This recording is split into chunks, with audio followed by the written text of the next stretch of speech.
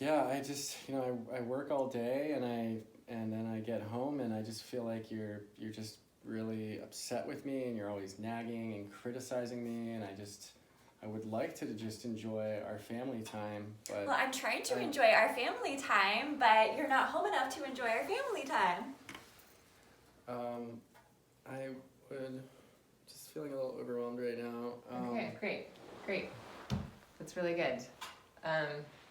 Let's just take a few breaths. It seems like, you're kind of getting a little worked up. That's all super helpful information. We're seeing the patterns that's happening. We're seeing the emotions that are coming up. I know it feels like a lot right now, but again, we're gonna get to working on this, you guys. Trust me. Hope so. Yeah. So for the moment, let's just come back to center. I'm imagining you two have had this fight a number of times. It's nothing new. And it'll still be there when we're ready to look a little deeper. But just for this moment, let's just let it go. Just clean the slate, chalk off the eraser board, and just kind of come back into your body. Maybe even putting a hand on your belly if that feels comfortable.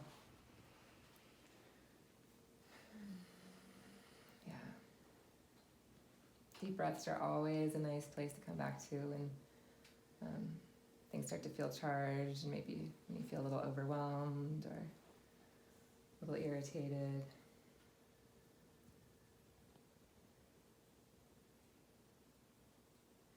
Great. So hopefully, again, trust me, we're seeing some patterns that can come up, and now that we've kind of come back to a little neutral space for the moment, let's talk about something a little lighter as we're getting to know each other here. So let's talk about when you guys first met each other and what initially drew you into each other. So Carla, what did you like about John? Yeah, well, John is really smart. Yeah, super smart. Yeah, really funny. And yeah, he makes me laugh. I feel, safe. I felt safe. Yeah. How's that feel to hear, John? Yeah, that was, it's good to remember that she has positive things to say about me. Yeah, and what did you like? Sometimes I just don't hear that positive stuff so much. Yeah. And that can be hard. Yeah. And what did you first feel drawn to Carla? Oh, Carla is such a wild, free spirit and just really playful, and she's just so fun and would just be kind of down to push me out of my comfort zone and just do things I wouldn't normally do, and just pull me into her fun imagination. Yeah. Sounds like there's a really nice experience, and you could see qualities in each other that. It's good to remember that. Yeah, it is nice. And so then I know, Carla, you came from Latin America, now you're in Canada, and you two dated long distance for about 6 months, and then you moved here and had about a year, and then you decided to get married. So I'm curious, that moment that you decided that you wanted to commit to each other, what were your expectations? Like Carla, what were your expectations of, what did you envision being married to John? Yeah, well, we have really great, chemistry, and so, I envision that continuing into our marriage, and just family time, barbecues, bringing our friends together, community, a lot of presents. Yeah, in the world that I came from, family was big, and there was a lot of opportunity to come together and to be in community, and love community, fun. Big family. Yeah, big family. All the sharing kids life running together, around. sharing moments together.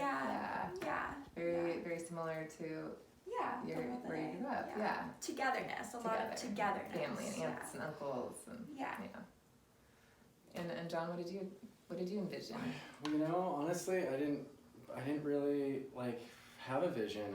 I enjoying just what we were doing, that it just felt like natural to want to take it to the next step. And I guess I didn't realize what a big bite I was taking in terms of like having kids. I grew up a single child and just didn't have a lot of family. I didn't imagine how much, how exhausting it can be and how much energy they take, and so I didn't really realize how much work it would be. Yeah, great. So, That's really important that you can see that, and also just hearing how you both had really different experiences of family before, and so how you're bringing that into how you're shaping your family. And again, that's something we can talk about, like what aspects do you both want to consciously bring in from your different upbringings and cultures and traditions, that you can weave together your own experience of what you create your family. So that can be a fun thing we can work with later. And yeah, so those expectations of being married and what that life was like, a lot of times I find my work is to help couples get clear on what those expectations are, name those expectations, be in the same playing field, and then work with there's the gap between the tools to have a relationship, to communicate, to navigate another person's emotions, to be aware of your own emotions. And so once again, when we kind of see where we can bring some tools in, we'll be able to give you what you need to meet those expectations or refine them, so that you can have a happy life together.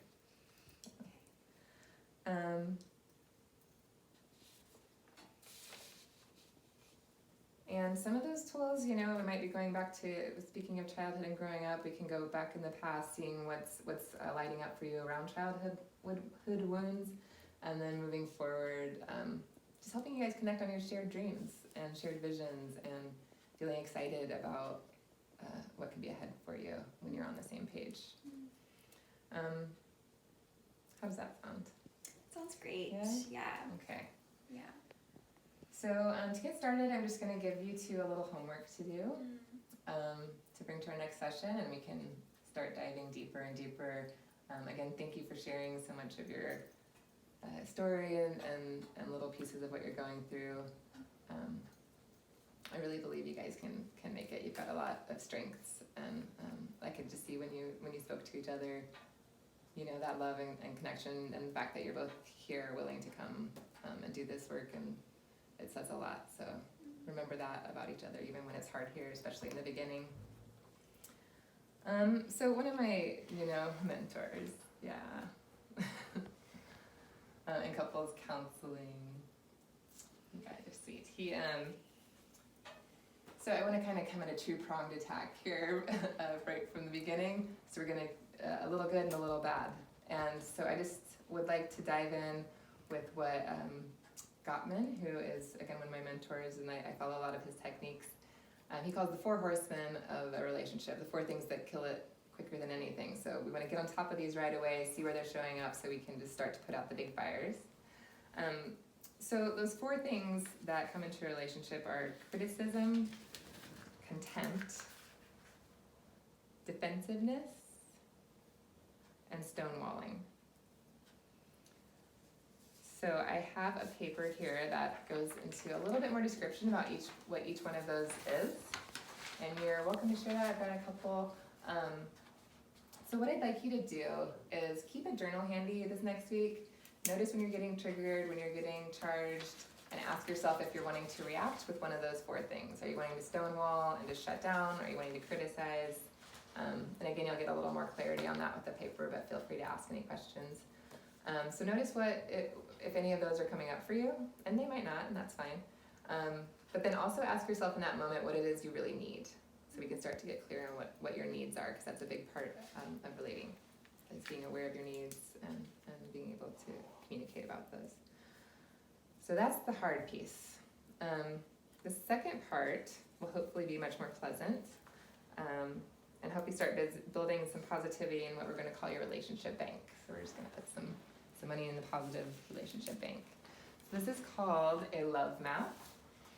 And it's a tool just to help you. I mean, it's not, you guys know a lot about each other. You've been together, 7 years now, but maybe there's some things you haven't thought about in a while, or maybe there's something you haven't even learned about the other person. So this is just kind of helping you learn the map of your partner, just to get a holistic view of where they're coming from. This will help you remember the things that you love about them. You can do it together or on your own and just see what comes up. And it doesn't have to be heavy, it can be light. You can take 20 minutes to do it, or you can spend a whole day. So no pressure, just some starting points for us, and then we'll see where we go from there. So if you don't have any questions at the moment, you feeling good? Yeah, I'm feeling hopeful. Good.